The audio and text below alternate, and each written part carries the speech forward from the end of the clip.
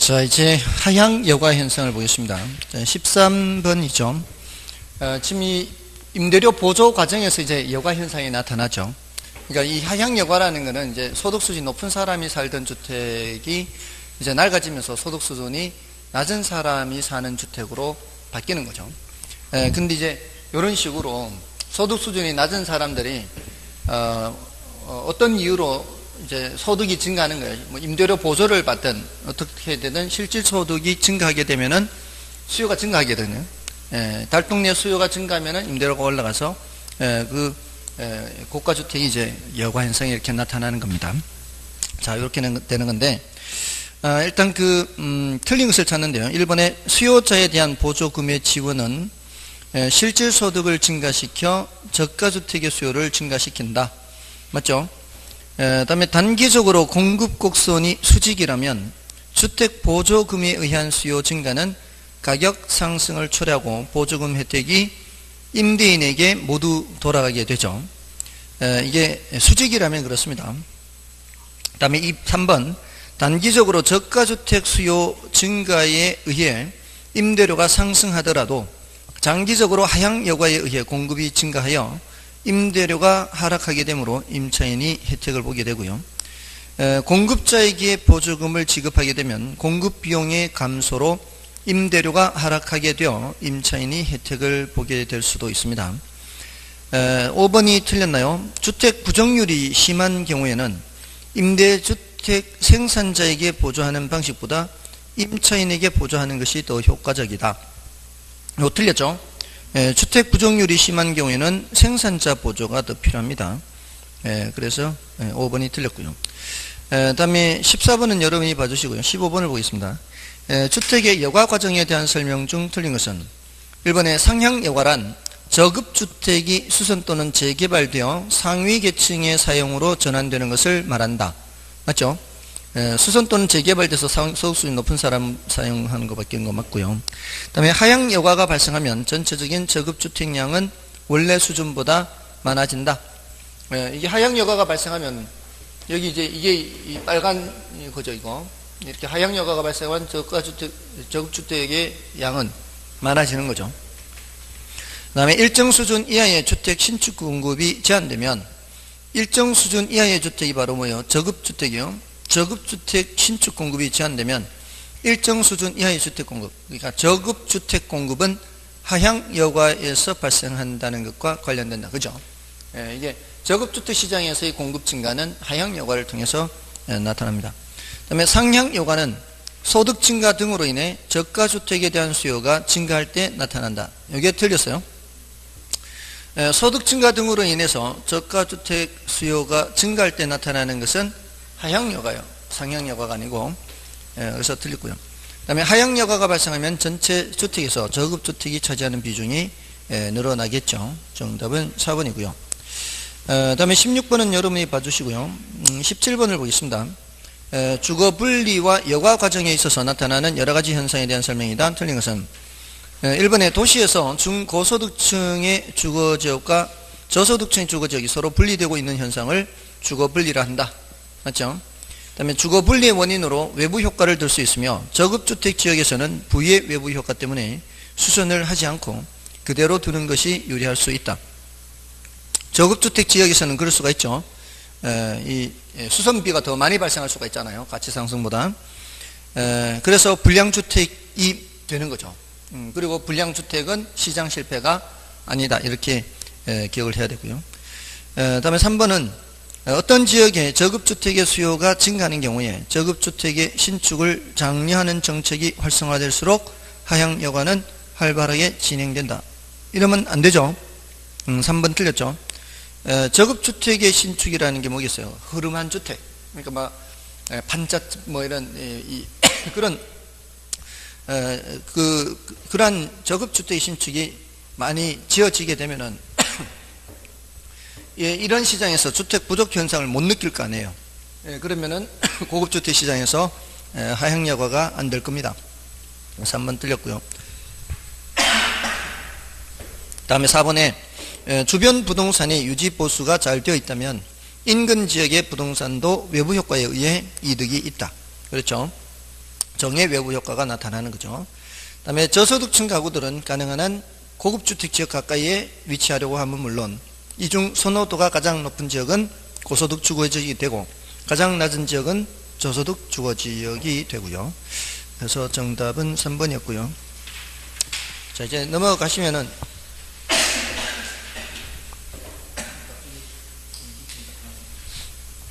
18번부터 이제 부동산 조세죠. 자, 부동산 조세에서는 이제 이론 정리할 것이요. 한 3가지 정도가 됩니다. 부동산 조세에서는. 앞에서 탄력성에서 언급을 해드렸었는데요. 탄력성 할 때 조세 기착하는 게 있었죠. 수탄이 공탄보다 더 크면 이거는 누가 덜 부담? 수요자가 덜 부담하죠. 수요자가 덜 부담하고 이 수탄보다 공탄이 더 크면 공급자가 덜 부담하는 거죠. 이제 조세 기착의 문제가 있죠. 똑같으면은 반반 부담하는 거죠. 그리고 어느 한쪽이 다 부담하는 경우가 2가지. 어느 한쪽이 다 부담하는 경우. 그거는 자신이 완전 비탄력적이거나 상대방이 완전 탄력적일 때 다 부담하는 거예요.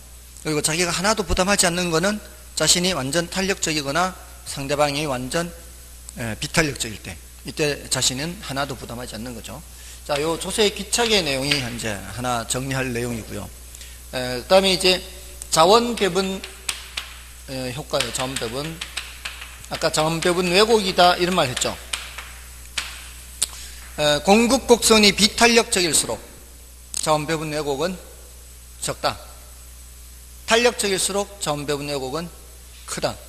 수요 곡선이 비탄력적일수록 자원 배분 왜곡은 작다. 탄력적일수록 자원 배분 왜곡은 크다. 그러니까 수요 곡선이든 공급 곡선이든 비탄력적일수록 자원 배분 왜곡은 적고 탄력적일수록 자원 배분 왜곡은 큰 거예요. 수량 변화가 크다는 것은 그만큼 민간에 영향을 많이 미친다는 얘기거든요. 그래서 탄력적일수록 자원 배분 왜곡은 크고 비탄력적일수록 자원 배분 왜곡은 작다. 완전 비탄력적이면 자원 배분 왜곡은 없다. 됐나요? 그렇게 기억하시면 되고요. 자원 배분이 문제고요. 그 다음에 동결 효과예요. 동결 효과. 꽁꽁 얼어붙어 버리는 거죠. 요거는 이제 그 양도소득세 중과의 동결 효과 이렇게 생각해도 되고요. 뭐 다주택자 보유세를 뭐 중과하겠다 뭐 이런 것도 있잖아요. 그래서 그렇게 중과하면 특히 양도소득세를 중과한다. 양도소득세를 중과하는 경우에 그 의도는 뭐예요? 의도는 투기적 수요를 줄이기 위한 거죠. 근데 결과가 뭐라고요? 이 결과가 동결 효과예요. 공급이 줄어든 거죠. 그래서 투기적 수요도 수요죠. 투기적 수요도 수요입니다. 그래서 투기적 수요에 의해서 가격이 많이 올라가게 되면은 이제 부작용이 나타나니까 이런 거를 이제 해서 어떻게 하는 거예요? 투기적 수요를 줄이게 한 거죠. 다시 이렇게 줄일 의도예요. 의도는. 그래서 다시 가격이 이제 하락하도록 이렇게 하는 의도였는데 결과는 어떻게 된다고요? 결과는 공급이 감소해버리면 가격이 더 올라가 버린 거죠. 이게 이제 동결 효과요. 요 3가지 조세기착, 자원배분 왜곡 효과, 그다음에 동결 효과. 자, 요 3가지예요. 자, 요 3가지고 자 18번부터 다른 내용도 있긴 한데요. 그게 조금 이제 중요도는 조금은 낮은 것이어서 그 해당되는 부분에 좀 말씀드리겠습니다. 18번에 이제 조세의 기능과 조세부의 효과에 대한 설명 중 틀린 것은 자 1번에 부동산 조세는 부동산 자원을 배분하는 기능이 있다. 자원 배분 기능이 있죠. 자원 배분 기능도 있고요. 2번에 부동산 조세는 빈익빈 부익부 현상을 완화시키는 기능을 갖는다. 이거는 소득 재분배 기능입니다. 그러니까 자원 배분 기능도 있고 소득 재분배 기능도 있고 그렇습니다. 그 다음에 3번에 주택 임대 시장에서의 조세 증가는 수요와 공급의 상대적 탄력도에 따라 결정되나 주택 매매 시장에서의 조세 전가는 그러하지 않다. 틀렸습니다. 매매 시장이든 임대 시장이든 조세 전가는 모두 다 상대적 탄력도에 달려 있는 거예요. 다른 시장도 마찬가지예요. 뭐 휘발유 시장이든 다른 자동차 시장이든 조세 전가는 모두 다 뭐에 달려 있다? 상대적 탄력도에 달려 있어요. 그다음에 4번은 저가주택에 대한 재산세가 낮은 것은 조세 전가로 인해서 저소득층의 주거 안정을 해칠 우려가 있기 때문이기도 합니다. 여러분들 지금 한 3, 4억 되는 주택이 3, 4억 되는 주택이 1년에 세금이 얼마 나오나요? 40만 원? 두 번 내잖아요. 두 번 내는 게 한 40만 원 되나요? 합쳐서? 20 정도? 한 40만 원 정도 되죠. 이게 재산세가 비싼 것 같아요? 싼 것 같아요? 비싼 것 같아요? 아니 3, 4억 갖고 있는 사람이 20만 원, 20만 원씩 두 번 내는 세금이 비싸다고 생각한다 이거잖아요. 지금 싼 거죠. 여러분들 혹시 3천만 원짜리 그랜저가 세금이 얼마 나오는지 아십니까? 50몇만 원 안 나오나요? 3천만 원짜리 그랜저가 한 50만 원 나오고 50몇만 원 50몇만 원 나와요. 3억짜리 집세가 재산세가 40만 원 나오는데 3천만 원짜리 그랜저 재산세가 50만 원 넘는다고요. 자, 다시 한번 물을게요. 주택의 재산세가 싸죠? 싸요. 이제 앞으로 싸다 그러세요. 이거 싼 게 집주인이 이뻐서 싼 게 아니고요. 이거 혹시라도 세를 놓으면 임차인에게 전가될까봐 그런 거예요. 그래서 싼 거예요. 그래서 싼 거예요. 그러니까 이 주택이 이게 새 놓을 집인지 자기가 살 집인지 정부에서는 모르잖아요. 그러니까 이제 모든 주택에는 그냥 재산세가 싼 거죠. 그러니까 싼 거예요. 근데 고가주택에 대해서는 굳이 그럴 필요가 없죠. 서울은 지금 평균 주택가격이 6억이 넘었어요. 평균 10억짜리 수두룩해요. 그런 데는 세금 많이 내도 괜찮겠죠. 근데요 과세 표준이 그렇게 안 돼요. 지금 부동산 가격 공시하고 있죠. 토지 가격 공시하고 주택 가격 공시하는데 토지 가격은 상당히 근접하게 올라갔어요. 시가에. 근데 지금 주택은 6억짜리가 과표가 4억도 안 될걸요. 시가 6억짜리가 4억도 안 된다고 과표가. 그러니까 한 9억은 되어야 한 9억 10억은 되어야 이제 6억 과표가 6억이 나올까나 말까나 한다고요. 그러니까 종부세 대상이 6억부터 아닌가요? 종부세 대상이 6억부터죠. 6억 초과. 6억 초과니까 그것도 이제 그 퍼센트가 각 구간별로 또 다르잖아요. 자, 그건 뭐 그렇게 다른데 아무튼 지금 과표가 지금 너무 지금 낮게 지금 설정이 되어 있기 때문에 실제로는 그렇게 세금을 내지는 않는데 한 10억짜리 세 들어 사는 사람한테는 정가가 돼도 괜찮잖아요. 세를 들어 살아도 10억짜리 세를 들어 살면 전세금이 얼마나 되겠어요? 한 6억 막 이렇게 될 거 아니에요. 10억짜리 세 들어 살면 저희 집 팔아 두 채 살 수 있어요. 두 채 살 수 있는 전세금이. 그런 경우는 조세가 전가가 돼도 괜찮단 말이에요. 그러니까 그런 이 고가주택이나 이런 데는 이제 세금을 많이 매겨도 저가주택에는 세금을 못 매기는 거예요. 전가가 우려돼서. 그래서 4번이 그런 말이에요. 그 다음에 저가주택과 고가주택에 대하여 일정한 비율로 조세를 부과하는 것은 역진세적인 효과가 나타날 수가 있어요.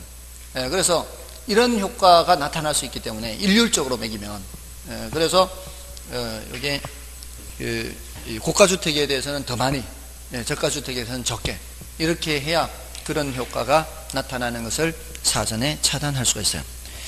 다음에 이제 19번을 보면은 부동산 보유세의 경제적 효과에 대한 설명이다. 오는 것은 1번에 수요가 비탄력적일수록 토지에 대한 보유세는 자원 배분 왜곡이 큰 비효율적인 세금이다.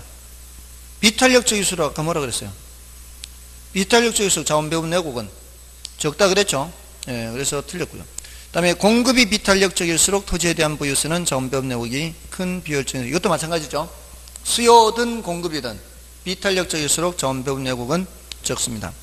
그 다음에 공공임대주택의 공급 확대 정책은 임대주택의 재산세가 임차인에게 전가되는 현상을 악화시킬 수 있다. 아까 말씀드렸죠. 이런 공공임대주택을 많이 공급을 하면은 임차인들의 선택의 여지가 더 많아지잖아요. 그러면은 증가되는 현상을 완화시키는 거죠. 악화시키는 게 아니고요. 그 다음에 임대주택의 경우 임대인의 공급 곡선이 탄력적이고 임차인의 소유 곡선이 비탄력적일 때, 자, 어떻게 읽으라고요? 공탄, 수, 비탄 이렇게 읽으라고요. 공탄, 수, 비탄 누가 더 많이 부담해요? 수요자가 더 많이 부담이죠. 수요자가 더 많이 부담하면은 재산세를 중과하더라도 재산세가 임대인으로부터 임차인에게 증가되는 부분이 상대적으로 적은 게 아니라 많게 되는 거죠. 수요자가 더 많이 부담하니까. 그래서 틀렸고. 그 다음에 헨리 조지는 토지에서 나오는 지대 수입을 100% 증세할 경우 토지세 수입만으로 재정을 충당할 수 있다고 주장했다. 자, 요거는 뭐 중요도가 그렇게 높지는 않은데 정답 지문이 된 적은 한 번도 없어요, 사실은. 근데 무려 3번이나 출제됐어요. 요게 헨리 조지 토지 단위세가.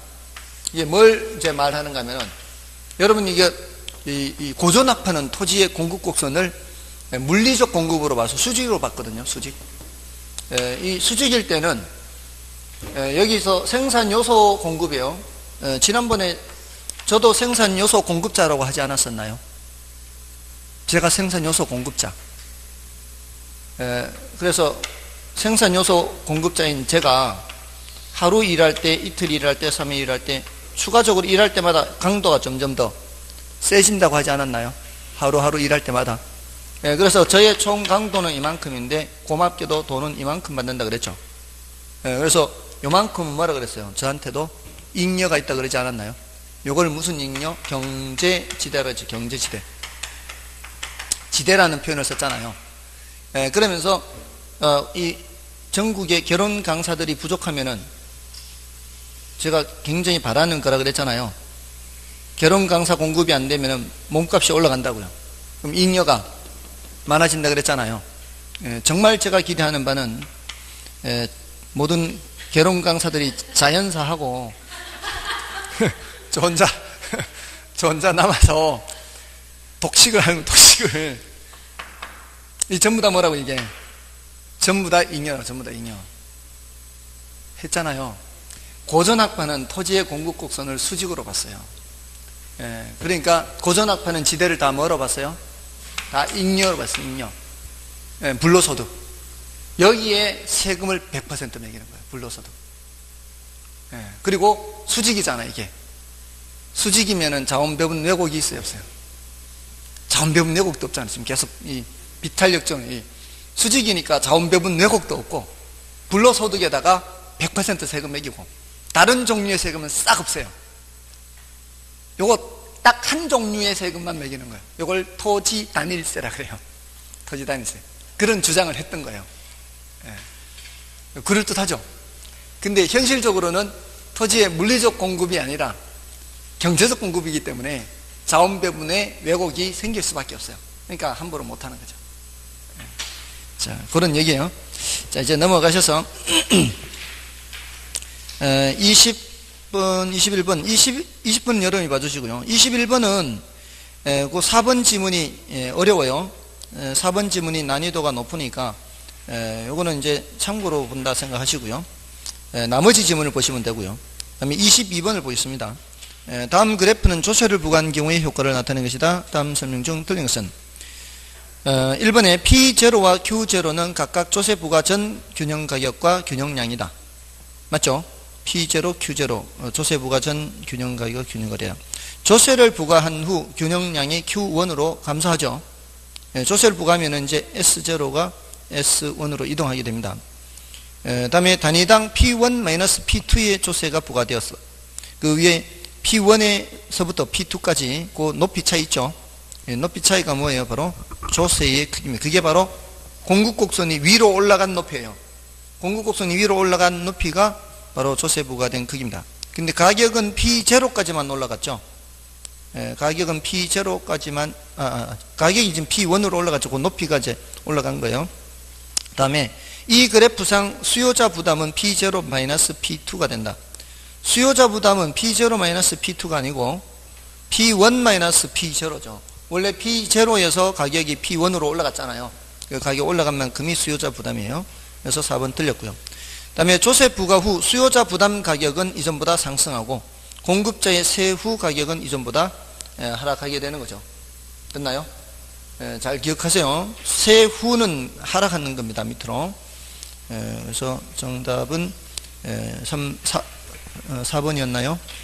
자, 넘어가시면 이제 기출문제에서는 두 개만 좀 보겠습니다. 23번하고 26번만 좀 보겠습니다.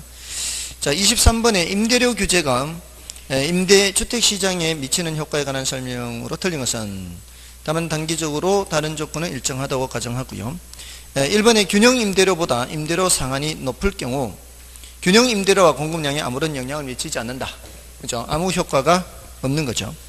그 다음에 균형임대료보다 임대료 상한이 낮을 경우 장기적으로 임대주택의 질이 낮아질 수 있다. 장기적으로는 질이 낮아질 수 있죠. 지금 당장은 그렇지 않더라도 이제 점점 돈이 안 되면은 주택에 대한 임대주택에 대한 투자를 기피하니까요. 그다음에 균형 임대료보다 임대료 상한이 낮을 경우 임대주택에 대한 공급이 단기적으로는 탄력적, 장기적으로는 비탄력적으로 반응한다. 이 틀렸죠. 단기가 비탄력이고 장기적으로는 탄력적이 되는 거죠. 그래서 3번 정답입니다. 그다음에 균형 임대료보다 임대료 상한이 낮을 경우 임대료 규제가 지속되면 장기적으로는 음성적 거래가 발생할 수 있다. 그렇죠. 웃돈을 얹어주고 거래하는 거죠. 그다음에 균형 임대료보다 임대료 상한이 낮을 경우 임대료가 규제 이전의 균형 수준보다 낮아져서 단기에 비해 장기에 초과 수요가 더 발생할 수 있다. 시간이 흘러갈수록이죠. 시간이 흘러갈수록 초과 수요가 점점 더 많아지는 거잖아요. 그래서 시간이 흘수록 장기로 갈수록 초과 수요가 더 많아지는 거예요. 정답은 3번이었고요. 24번은 여러분이 보시는데 그 해설을 보세요. 24번의 해설. 해설에 보시면은 분양가 상한제는 시장가격 이하로 이렇게 돼 있잖아요. 찾으셨어요? 이하로 보다는 아래로가 더 정확한 표현이에요. 아래로. 왜냐하면 이하로 할 때는 시장가격이 포함되는 거예요? 포함되지 않는 거예요? 이하로 할 때는 포함되잖아요. 그럼 시장가격으로 규제를 하면 아무 효과가 없거든요. 그래서 정확하게 표현하려면 시장가격 아래로 상한해서 좀 이렇게. 그래서 그렇게 바꿔주시고요. 그 다음에 이제 26번을 이제 마지막으로 풀고요. 부동산 조세에 관한 설명으로 옳은 것은 했어요. 1번에 소유자가 거주하는 주택에 재산세를 부과하면 주택 수요가 증가하고 주택 가격은 상승하게 된다. 자, 소유자가 거주하는 주택에 재산세를 부과하면 수요가 증가하겠어요? 감소하겠어요? 수요가 감소하죠. 그러면은 주택 가격은 하락하게 되죠. 자, 근데 임대주택에 재산세를 부과해요. 임대주택에 재산세를 부과하면 임대인 입장에서는 세금을 내야 되잖아요. 그러면은 임대주택 공급이 감소하겠죠. 그러면 임대료는 상승하겠죠. 그렇게 되고요. 그 다음에 주택의 취득세율을 낮추면 주택의 수요가 감소한다. 수요가 증가하죠. 그 다음에 주택 공급의 동결 효과란 가격이 오른 주택의 소유자가 양도소득세를 납부하기 위해 주택의 처분을 적극적으로 추진함으로써 이 말도 안 되죠. 이게 주택의 공급 증가하는 효과. 이게 작년 문제예요. 작년 문제. 다음에 토지 공급의 가격 탄력성이 0이에요. 0이면 완전 비탄력적이죠. 완전 비탄력적이면 공급이 완전 비탄력적이면 누가 다 부담해요? 공급자가 다 부담이죠. 자, 근데 공급자가 뭐예요? 토지 공급자는 토지를 갖고 있는 사람이 토지 공급자죠. 그러니까 토지 갖고 있는 사람이 누구예요? 토지 소유자죠. 전부 부담하게 되는 겁니다. 됐나요? 다음에 이제 투자론으로 들어가는데요. 투자론 앞부분만 좀 하고 마치도록 하겠습니다. 앞부분에 그 1번 문제는 그 2번, 3번, 4번 지문은 별로 중요하진 않고요. 1번, 5번 지문만 보세요. 1번, 5번. 1번의 수익률은 현재 소비를 희생한 대가로서 시간에 대한 비용과 불확실성에 대한 위험의 비용으로 구성된다. 맞죠? 그리고 5번 지문을 보시면 불확실성 하에서 발생하는 위험과 수익의 관계에서 위험이 커질수록 요구 수익률이 낮아져요, 높아져요? 높아지죠. 그 정도면 되겠습니다. 다음에 이제 넘어가시면 이제 지렛대 효과자. 오늘 지렛대 효과 문제까지만 풀고요. 나머지는 간단하게 이론 정리해 보겠습니다. 2번은 여러분이 봐주시고요. 자, 이제 3번의 지렛대 효과인데, 지렛대 효과에 대한 다음 설명 중 틀린 것은 1번의 지렛대 효과란 타인 자본을 이용하여 투자하는 것이 그렇지 않은 경우에 비해 지분 수익률의 진폭을 크게 하는 효과를 말한다. 맞죠? 그다음에 부동산 투자 시 지렛대 효과를 통하여 자기 자본 수익률을 높일 수 있는 것은 차입 이자율이 부동산 수익률보다 낮을 경우이다. 낮은 이자라야 되죠. 그래서 맞고요. 그다음에 타인 자본을 사용함으로써 자기 자본 수익률이 오히려 감소할 수 있으며 경우에 따라 채무 불이행 상황이 발생할 수 있다. 그럴 수가 있죠. 이게 수익률이 안 나올 때는 그럴 수가 있고요. 그다음에 타인 자본을 사용하지 않으면 지렛대 효과는 전혀 발생하지 않는다. 그렇죠? 남의 돈이 있어야 발생하는 효과고요. 그다음에 타인 자본을 사용한 정의 지렛대 효과 또는 부의 지렛대 효과가 반드시 발생한다? 그렇지는 않죠. 무슨 지뢰가 있을 수 있어요? 0의 지뢰가 있을 수 있죠. 그래서 5번이 틀렸습니다. 그러니까 이 지렛대 효과는 타인 자본을 사용해서 나타나는 효과이기 때문에 그 타인 자본을 사용할 땐 반드시 뭐를 고려해야 돼요? 이자율을 고려해야 되죠. 이자율을 고려해서 이자율보다 총 자본 수익률이 더 높아야죠. 더 높아야 뭐가 나타나는 거예요? 정의 지뢰가 나타나는 거죠. 지분 수익률이 더 큽니다. 요거를 다른 표현으로 저당 수익률이라고도 한다 그랬죠. 저당 수익률. 요 부동호 방향이 반대가 되면 뭐예요? 반대가 되면 이제 부의 지뢰. 똑같으면은 중립적 지뢰, 이렇게 0의 지뢰, 이렇게. 자, 이게 이제 지렛대 효과고, 다른 사람 돈을 많이 사용하면 많이 사용할수록 커질 때는 이게 커지는 거고요. 작아질 때는 이게 작아지는 거죠. 많이 사용할수록. 그게 진폭이 커지는 거죠. 이렇게. 많이 사용할수록 이렇게 되고요. 이렇게 되고. 이렇게. 다음에 이제 계산 문제는 4번, 5번 이제 두 가지가 있는데, 그 중에 이제 제가 5번을 풀어드리면서 4번은 여러분이 풀어보시면 되겠죠. 그 4번과 5번의 차이는 뭔가 하면은 4번은 자본이득이 없는 문제. 문제에 따라서 자본이득을 알려주지 않을 때가 있어요. 근데 5번 문제는 자본이득을 알려준 거예요. 그러니까 문제를 풀 때, 이게 지렛대 효과는 이제 지분 수익률 묻는 문제와 요 두 개의 차이를 계산한 지렛대 효과의 크기. 지렛 효과의 크기를 물으면은 또 두 개를 계산해서 여기서 이거 빼면 되는 거예요. 근데 지분 수익률만 묻는 문제는 뭐예요? 지분 투자액분에 뭘 하면 돼요? 지분 수익을 하면 되죠. 지분 수익. 지분 투자액분의 지분 수익 해서 지분 수익은 어떻게 계산해요? 지분 수익은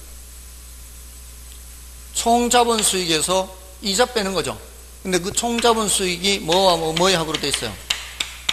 소득이득과 자본이득의 합으로 되는 거 아니에요. 항상 두 가지를 생각해야 돼요. 거기에다가 뭘 빼는 거라고요? 이자 빼는 거라고요. 근데 지분 투자액이 얼마예요? 그 문제가 5번이. 지분 투자액이 4천으로 돼 있나요? 맞죠? 그 5번에 지금 총 얼마로 돼 있어요? 총 1억으로 돼 있죠. 총 1억으로 돼 있는데 4천만 원은 내 돈이고 6천만 원은 빌린 돈이죠. 빌린 돈은 이자율을 얼마 주기로 했어요?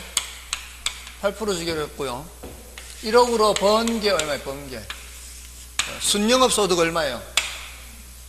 순영업 소득 800 있죠? 이게 이제 소득이득이잖아요. 그리고 나서 부동산 가격 상승률이 몇 프로예요? 3%. 그거는 1억에 3%가 올라간 거죠. 1억이 3% 올라갔기 때문에 금액으로는 300만 원. 그러니까 총 자본 수익이 얼마에서? 총 자본 수익 1100에서 뭘 빼는 거예요? 이자. 682, 48 이렇게. 맞잖아요. 지분 투자액분의 지분 수익인데 지분 투자액은 4천이고 지분 수익은 총 자본 수익에서 이자를 빼는 거다. 그럼 총 자본 수익이 뭐냐? 전체 자본이 본 거는 임대료 수입과 시세 차익 이거 다 합쳐서 본 거다. 맞나요? 계산하면 되거든요. 요건 얼마예요? 620인가요? 4,000분의 620. 반띵 2번 하면 되죠. 반띵 한 번 하면은 310이고, 또 한 번 하면은 155, 15.5% 이렇게 되는 거죠. 됐습니까? 자, 요거고요. 자, 다음에 이제 6번부터는 이게 6번도 뭐 소득 이득률, 자본 이득률 이건 뭐 이제 여러분이 보시면 되는데 7번부터는 위험과 수익에 대한 건데요. 자, 위험과 수익의 간단한 이론 부분을 미리 정리를 하고요. 다음 주에 문제를 풀겠습니다. 자, 위험과 수익 이론 정리를 하실 때 이렇게 하세요. 자, 위험의 개념 하면 이제 대답을 할 수 있어야 돼요. 위험이 뭐예요? 물으면 위험이라는 것은 실현된 결과가 예상한 결과와 달라질 가능성. 그게 이제 위험이고, 위험의 측정, 위험은 어떻게 측정하죠? 표준 편차나 분산으로 합니다. 물론 이제 변이계수라는 것도 위험을 나타낼 수는 있어요. 변이계수는 상대적 위험도를 나타내는 거예요. 그렇게 생각하시면 되고요. 위험의 유형에는, 종류에는 뭐가 있어요? 위험의 유형. 사금, 법인유 이렇게 있잖아요. 사업상 위험, 금융적 위험, 법적 위험, 인플레 위험, 유동성 위험. 사업상 위험은 다시 시운위, 오늘 문제에서도 있었죠. 시운위에서 시장 위험, 운용 위험 나누어지고, 다른 사람 돈을 사용할 때 나타나는 위험, 금융적 위험. 인플레가 나타나면 화폐의 가치가 떨어지는 거, 이거 임대료 실질 가치가 떨어지는 거죠. 그런 위험. 그 다음에 위험에 대한 태도 해서 어떤 유형이 있어요? 위험 회피형, 위험 선호 또는 추구형, 위험 중립형. 우리는 어떤 사람을 전절한다? 그럼 위험 회피형을 전절한다. 위험 회피형 안에서도 보수적 투자자가 있고 공격적 투자자가 있다. 사람마다 다를 수가 있다. 됐고, 됐나요? 그 다음에 수익의 개념은 별로 투자로부터 발생하는 산출이 바로 수익이고요. 수익의 측정은 몰라요. 평균치라죠. 평균치. 수익률은 가중평균으로 하잖아요. 그럼 수익률의 종류에 뭐가 있어요? 기대 수익률과 요구 수익률 있잖아. 물론 실현 수익률도 있지만 실현 수익률은 거의 얘기를 잘 안 하고요. 나중에 결과적으로 나타난 거니까. 그래서 기대 수익률, 요구 수익률 비교해야 되죠. 어떤 게 객관적 수익률이에요? 기대 수익률이 객관적 수익률, 요구 수익률이 주관적 수익률. 요거 내부 수익률, 요거 외부 수익률. 투자로부터 예상되는 수익률이 기대 수익률이고, 요거는 투자자가 요구하는 최소한의 수익률이다. 그래서 요거 수익률은 이 자본의 기회비용, 이런 표현도 쓰죠. 여기에 투자하기 위해서는 다른 데서 벌던 거를 포기하고 와야 되기 때문에 자본의 기회비용이다. 이렇게도 표현을 하죠. 그리고 기대 수익률이 요구 수익률보다 크면 채택하는 거고, 작으면 기각하는 거죠. 같을 때도 채택은 하죠. 같을 때도 채택은 해요. 근데 이 부등호일 때, 이렇게 부등호일 때 결국은 어디로 가요? 기대와 요구가 같아지게 되죠. 균형으로 가는 과정에서 뭐가 움직여서 간다고요? 기대 수익률이 움직여서 간다고요. 기대 수익률이 점차 어떻게 된다고요? 낮아지게 된다고요. 그죠? 왜 기대 수익률이 낮아진다 그랬어요? 부동산 가격이 올라가기 때문에. 이러면은 좋은 거예요? 안 좋은 거예요? 사람들이 보기에 좋은 거죠. 예상 수익, 임대료 수익이 잘 나오면은, 부동산의 임대료 수익이 잘 나오면은, 요구하는 수준을 넘어서면은 좋은 거죠. 그러니까 사람들이 이걸 조금이라도 돈을 더 주고서라도 사려고 하는 거예요. 돈을 더 주고 사려고 하는 이 투자 금액이 더 많아진다는 얘기예요. 투자 금액이 많아질수록 기대 수익률은 낮아지는 거예요. 그래서 같아지는 거예요. 반대일 때는 어떻게 해요? 안 좋은 거죠, 지금. 투자로부터 예상되는 수익률이 요구 수익률을 충족을 못 시키는 거예요. 안 좋은 거죠. 안 좋으면 그러면 돈을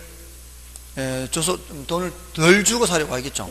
돈을 덜 주고 사려고 하는 과정에서 투자 금액이 점점 낮아지게 되면은 기대 수익률이 점차 올라가는 거죠. 그래서 기대 수익률과 요구 수익률이 같아지게 되는 거예요. 이 기대가 변해서 간다. 기대가. 이렇게 되는 거고요. 다음에 수익률의 종류 이렇게 하면 되는 거고요. 다음에 이제 위험 수익 관계 있잖아요. 위험 수익 관계는 위험 수익 비례 관계죠. 상쇄 관계. 보통은 위험이 클수록 수익도 크잖아요. 위험 수익 비례 관계를 말하고, 이게 요구 수익률에도 반영이 돼 있다 그랬죠. 그래서 요구 수익률은 무위험률 더하기 위험 할증률. 이 위험 할증률에 반영이 돼 있어요. 예상 인플레이율은 뭐 언급이 되면 얘기해 주면 되고, 안 그러면 얘기 생각 안 해도 되고요. 여기서 위험 할증률이 뭐 때문에 달라질 수 있다?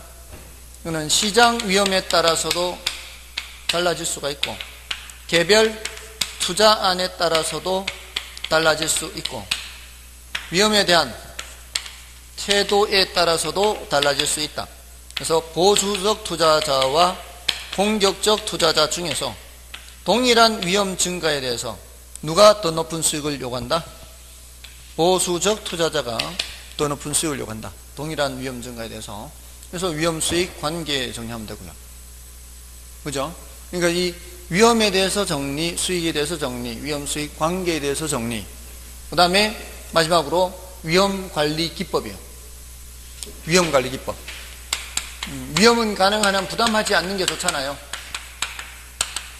근데 그게 이제 처음서부터 내가 위험을 부담하지 않는 방법이 있죠.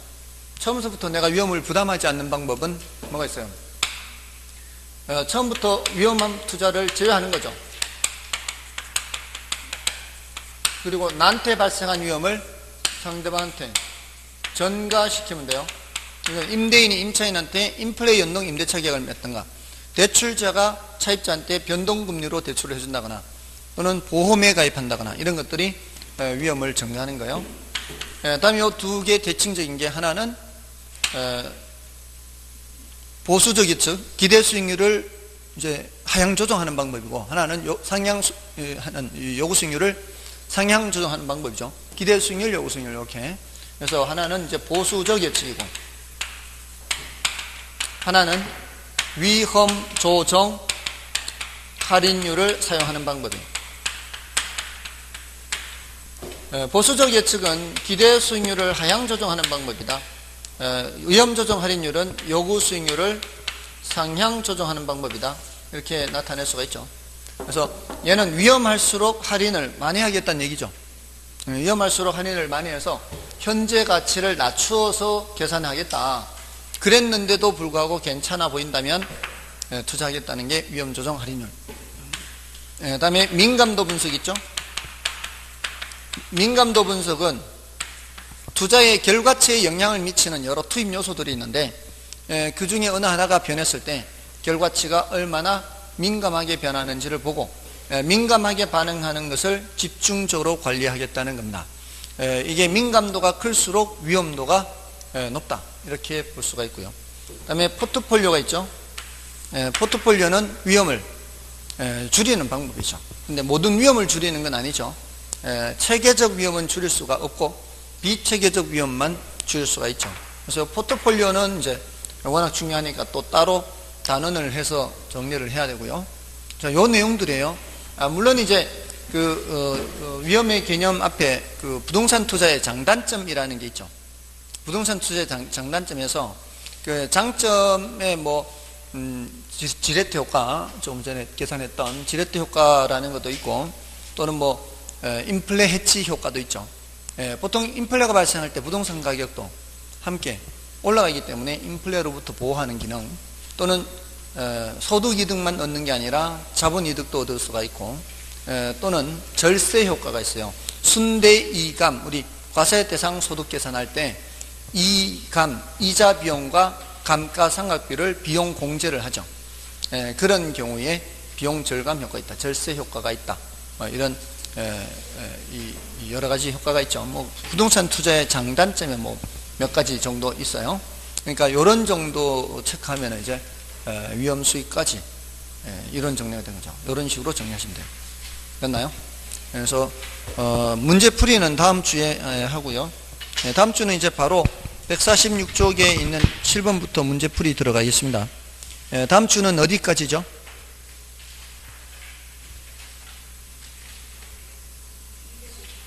205쪽까지인가요? 일단 쉽지는 않을 거예요. 만만치는 않을 건데 문제가 많아서 아무튼 투자론이기 때문에 조금은 시간적인 여유를 갖겠습니다. 다들 투자론을 이제 어려워들 하시니까. 아무튼 오늘 여기까지 하겠습니다. 애쓰셨습니다. 감사합니다.